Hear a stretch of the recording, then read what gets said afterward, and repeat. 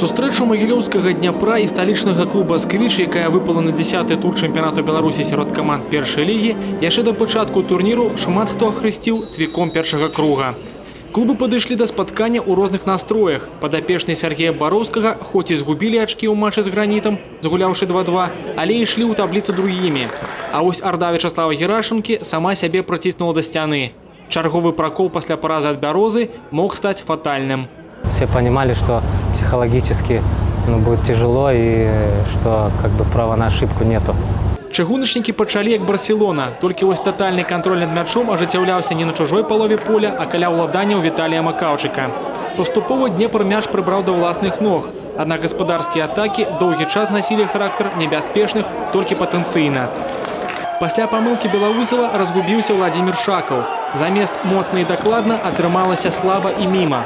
Потым прастрэлку зрабіў самы актыўны ігрок Антон Матвеенка. Макаўчык не спужаўся. А вось на экватары тайма галкіпер «Сквіча» працаваў у поце чала. Вар'яцкі сейф атрымаўся пасля прыгожага ўдара Матвеенка галавой у падзенні.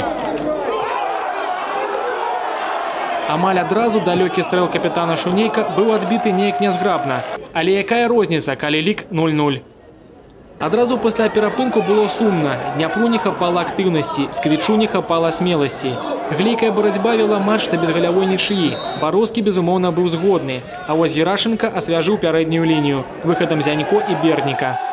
На штурм заставалася 15 хвілін. І тут адбыўся цуд. Матвеенка працягнуў мяч да мінскай штрафной, аддаў пас Кавалюку, пасля чаго адбыўся прастрэл. Зянько не дастаў мяча, аднак у патрэбным месцы апынуўся Олег Патоцкі. Нядрэнны шанец выратаваць нічыю для сваёй каманды быў у Юрыя Мархеля. Але канчаткова сапсаваў настрой грознаму форварду і ўсёй мінскай дружыне Сергей Курганскі. Такім чынам Днепр перамог 1-0. Им было это нужнее, поэтому они смогли добиться.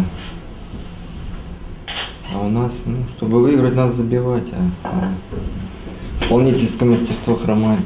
Да, нам очень нужна была победа.